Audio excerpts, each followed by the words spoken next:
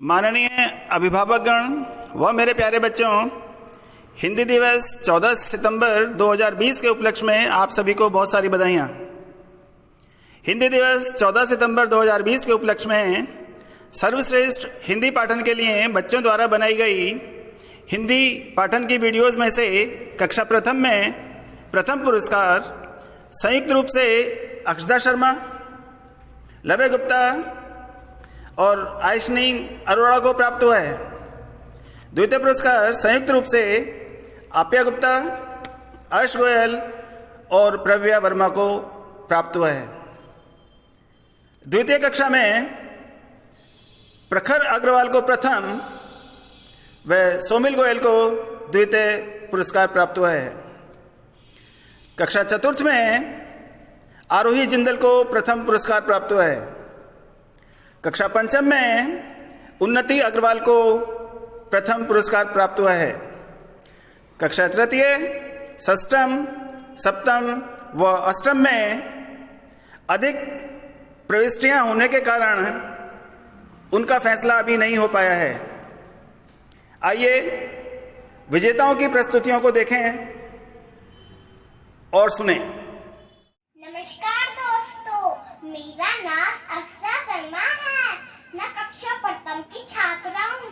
हिंदी दिवस के अवसर पर अपनी पाठ्य पुस्तक रिमझिम से मैं आपको एक कहानी सुनाने जा रही हूँ, जिसका शीर्षक है लालू और पीलू।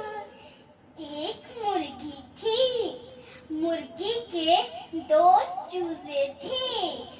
एक का नाम था लालू, दूसरे का नाम था पीलू।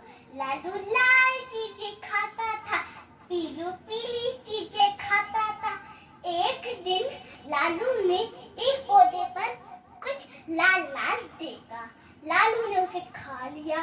लालू बोला, अरे ये तो लाल लाल मिर्च थी। लालू की जीभ जलने लगी, वह रोने लगा। मुर्गी दौड़ी हुई आई। पीलू भी भागा भागा पीले पीले गुड़ का टुकड़ा ले आया। लालू ने झट से गुड़ खा लिया। लालू की जलन ठीक हो गई। मुर्गी ने लालू और पीलू को गले से लिपटा लिया।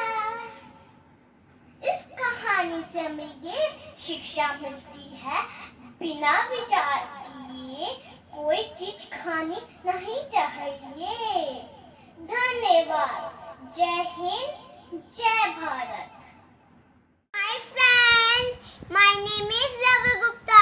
आज मैं आप सबको एक कविता सुनाने जा रहा हूँ। उसका नाम है चूहा म्याऊं सो रही है। तो मैं शुरू करता हूँ। घर के पीछे, छत के नीचे, पाँव पिसारे, पूछ सवारे, देखो कोई मौसी सोई, नसों में से ससों में सा।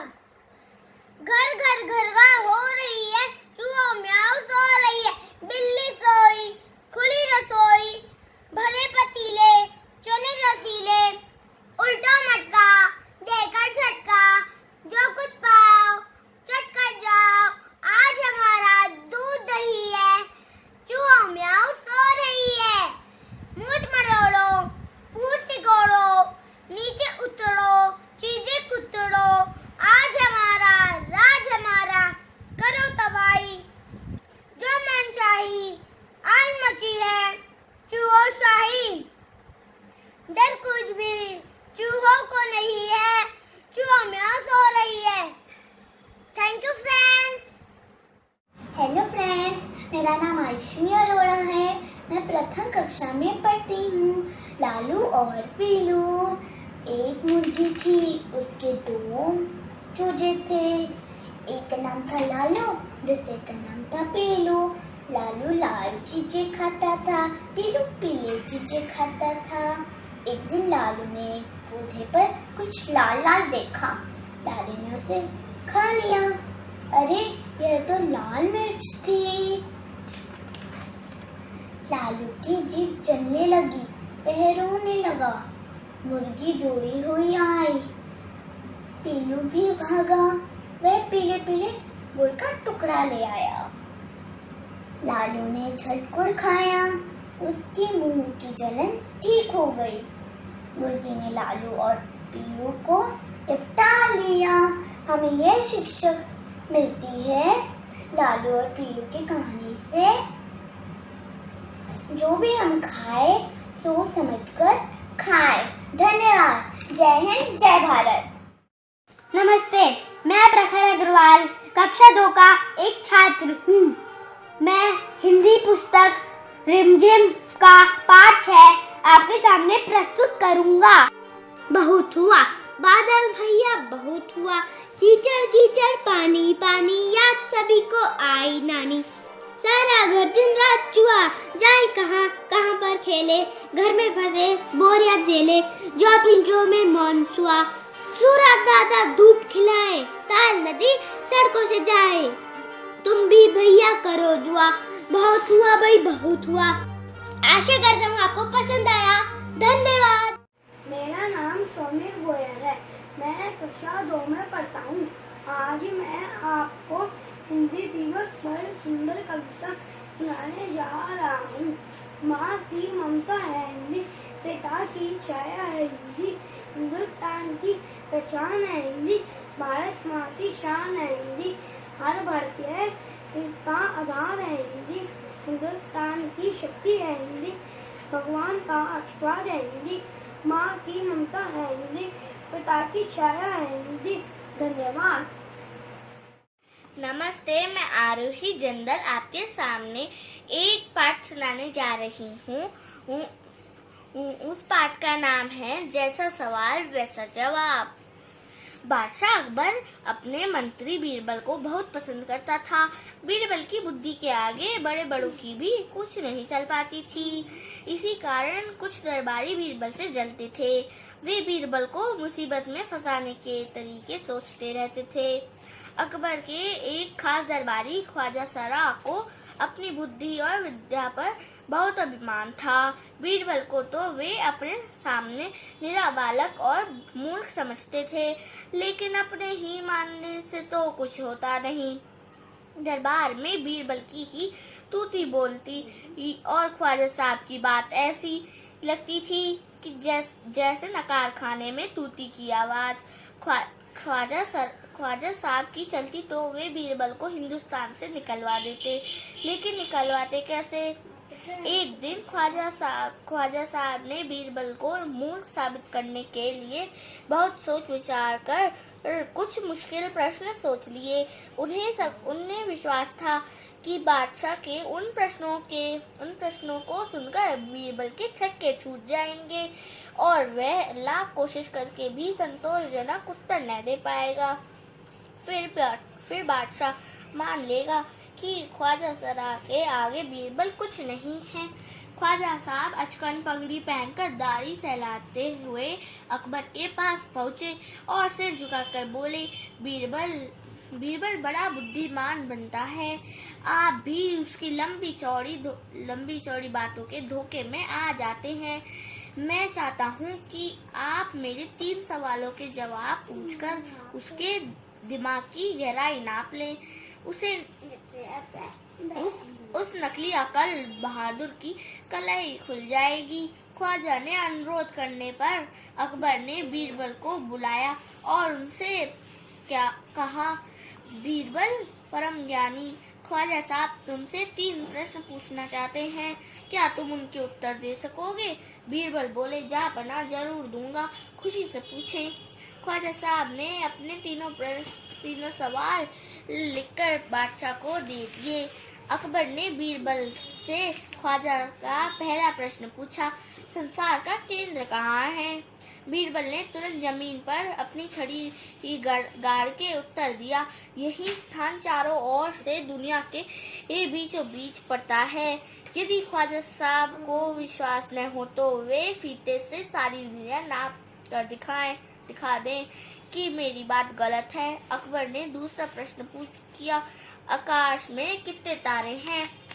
बीरबल ने एक भेड़ मंगवाकर कहा, इस भेड़ के शरीर में जितने बाल हैं उतने ही आसमान में तारे हैं। ख्वाजा साहब को इसमें संदेह हो तो वे बालों को गिनकर तारों की संख्या से तुलना कर लें। अब अकबर ने तीसरा सवाल किया, संसार की आबादी कितनी है? बीरबल ने कहा, जहाँपनाह संसार की आबादी पल पल पर घटती बढ़ती रहती है, क्योंकि हर पल लोगों का मरना जीना लगा ही रहता है। इसलिए यदि सभी लोगों को एक जगह इकट्ठा कर लिया जाए तभी उनको गिनकर ठीक संख्या बताई जा सकती है। बादशाह तो बीरबल के उत्तरों से संतुष्ट हो गया, लेकिन ख्वाजा साहब नाक बो सिकोड़ कर बोले, ऐसे गोलमोल जवाबों से काम नहीं चलेगा जनाब।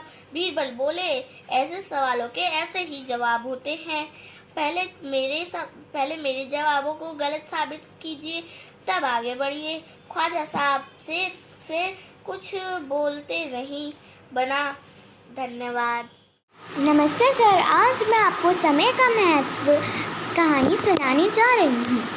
समय बहुत महत्वपूर्ण है। समय को धन के समान माना गया है। जिस प्रकार धन को सोच समझकर खर्च करना चाहिए, वैसे ही समय को भी सोच समझकर बिताना चाहिए। समय पर काम करने को समय पालन कहते हैं। समय पालन की शिक्षा तुम्हें सूरज से लेनी चाहिए। सूरज रोज सवेरे अपने समय पर ही निकलता है और संध्या बेला में ही अपने समय पर ही टूटता है। वह निकलने और टूटने में कभी गलती नहीं करता। मुर्गा एक पक्षी होते हुए भी हमें समय पालन की प्रेरणा देता है। जानते हो कैसे? वह रोज सवेरे बांग देता है। ठीक समय पर बांग देकर वह लोगों को बताता है कि सवेरा हो गया है, अब सोना नहीं चाहिए। इसी तरह फूल अपने समय पर ही खिलते हैं, समय पर ही फल लगते हैं, समय पर ही पानी बरसता है, समय पर ही मौसम आते जाते हैं। घड़ी भी समय पालन का एक अच्छा उदाहरण है। तुम्हारे कमरे में जो घड़ी लगी है उसकी दोनों सुइयां सदा समय का पालन करती हैं। समय पालन में वे एक क्षण की भी देर नहीं करती। सुइयों के समय पालन से ही तुम्हें भी समय का ठीक ज्ञान होता है। जब तक काम समय पर होता है, आदमी को सुख और आनंद मिलता है। जब समय पर काम नहीं होता है तो आदमी दुखी और परेशान रहता है। जीवन को सुखी बनाने के लिए हर काम ठीक समय पर ही करना चाहिए। ठीक समय पर काम करने से काम तो पूरा हो ही जाता है, सुख और आनंद भी प्राप्त होता है। And thank you.